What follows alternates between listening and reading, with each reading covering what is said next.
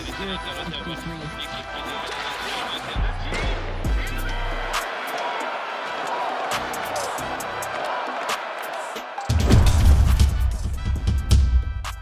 there and welcome to this bonus episode of the Gazette's Hockey Inside Out Show. I'm Stu Cowan of the Gazette, joined by my regular partners here, Canadiens teammates and 1986 Stanley Cup champions, Chris Nyland and Rick Green. Both of you guys played in the NHL, were also assistant coaches. If you were playing or coaching now with the Canadiens, Rick, what would your biggest concern be about the status of this team? Well, one thing for sure, if we were in a situation like the current Canadiens are, there would be a lot of miserable guys in the dressing room and a lot of miserable guys going on the ice that would show visibly that they're upset at what's going on.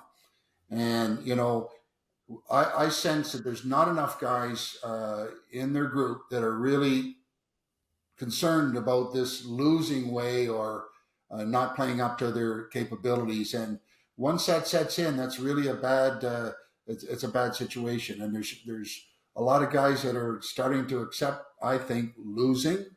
And I know it very well. I had it in Washington for quite a few years, and it's not a good thing. And you got to get some guys to respond and show that they really care and they don't want to deal with this stuff anymore. And we got to do something about it. And unfortunately, I don't see enough guys really caring about the situation they're in so far.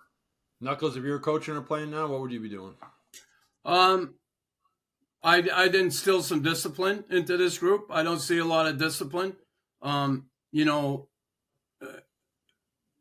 To get them to play and care and work for each other, you have to have that. You have to have discipline. And if that means you have to single out someone and send a message when someone either doesn't do what's expected of them and be consistent with that, you get everybody's attention. I go back to when Lemaire did it. When he took over, I was late for a meeting. He benched me for the game. I didn't even dress. I watched the game down at the Brass Rail at the old Boston Garden. I got shit-faced. But I was pissed off. And, afterwards he told me, Chris, this team needed discipline. When I say this time, boom, that's it. I was never late for stuff. But, on a team meal, we used to just walk in whenever. The meals, at noontime. Guys would filter in 12:10, 12:15. He called it breakfast. It was an afternoon game at 10 o'clock. I was like, okay, whatever. I come in 5 minutes late. And he said, no, you're not playing. And boy, everyone went, really? Knuckles not playing in Boston? Got everybody's attention. Then discipline in the way you play. Discipline in everything you do. That's what I would do. I would instill the discipline and demand it from guys.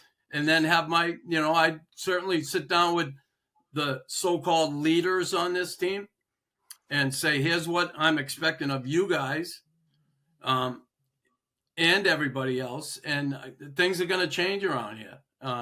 We got to start to earn our way here. We got to change some things, and we're going to do it. We're not going to fucking settle for less anymore. And it's not going to be, okay, you played well, but we lost fucking 9-1. Sorry. No more. Oh, well, there's some positives. 9-1? Really? What's the positive? We scored a goal? Yeah.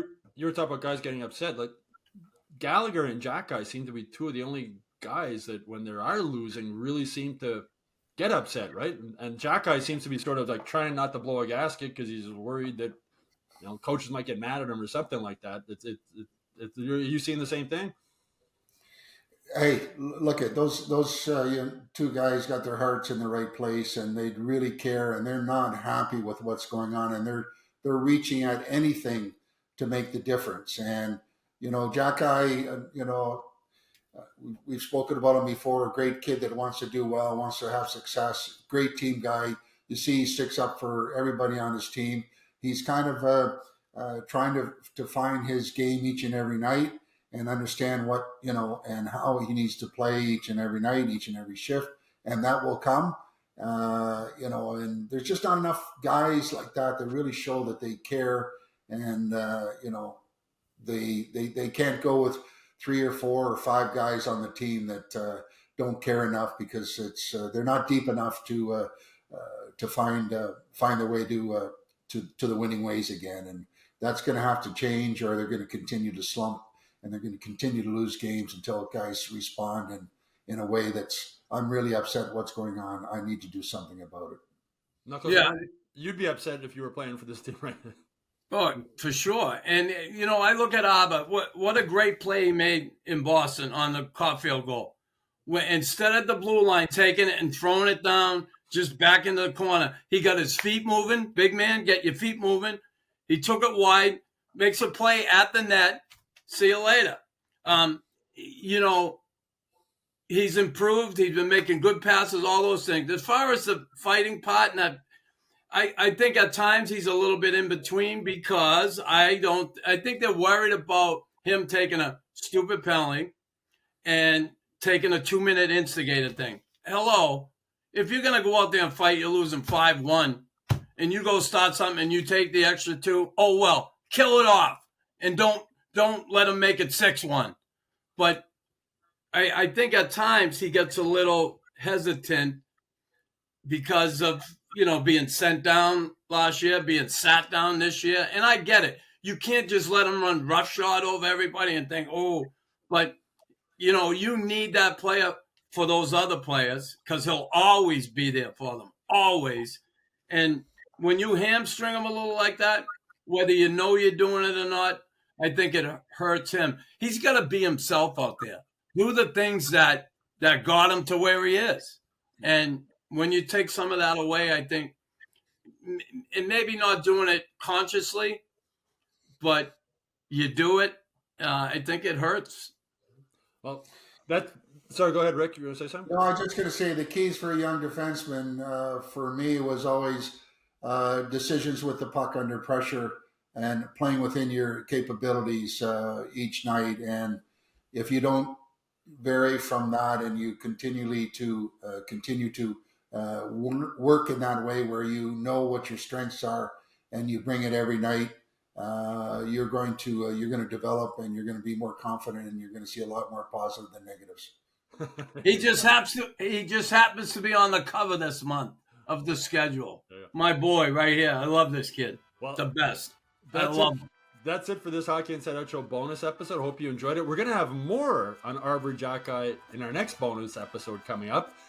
In the meantime, please make sure you like and subscribe to the Hockey Inside Out YouTube channel. Go to MontrealGazette.com/newsletters to sign up for the Hockey Inside Out newsletter. And of course, go to HockeyInsideOut.com every day for all the latest Canadiens news. Also, if you have a bonus question you'd like Rick and Chris to answer in an upcoming episode, please post it in the comment section below.